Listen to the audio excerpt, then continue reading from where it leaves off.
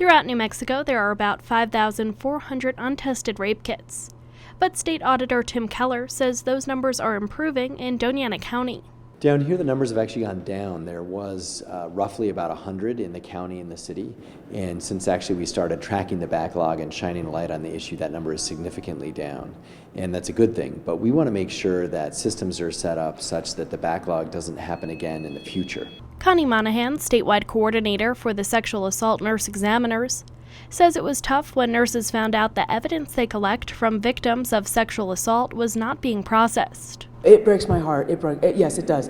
And the idea that the system failed them, I don't think it's any one individual that we've been working with is committed to the work.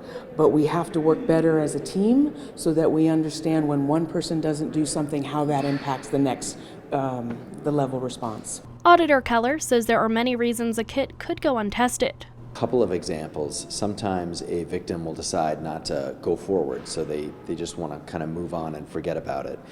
Other reasons are because there might be lawyers involved and there might be some sort of settlement or pleading and that kind of thing. There's also situations where there's other conflicting court cases and there's essentially legal red tape that ties up these for years. Keller says it's important to test the kits even if they don't go to trial. Because they need to go into a national database. It's called the CODIS database. And that way, nationally, folks can cross-reference if sexual offenders have done other assaults in other states. So that's the public safety issue that we can resolve regardless of whether or not individuals proceed with their own particular evidence. Keller says they are beginning to identify ways to resolve the problem. There's bottlenecks at the state laboratories with respect to equipment. There's also just prioritization in every police department and saying, hey, this particular type of evidence, here's the protocol that you should follow. Those are not universal. They're different in every jurisdiction.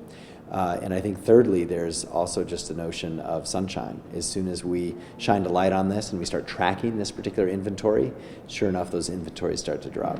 Connie Monahan says victims also need to be more aware of what happens to their evidence. To activate and engage the victim in the process sooner than later, and that's going to be a hard process when you think about how do we apologize, how do we say here's a kit that wasn't tested for the last 20 years, how do we give them choices and guide them through what we want them to do but also what they want to do and give them the choice if they don't want to go through legal proceedings, that's also a viable and good, healthy choice for them.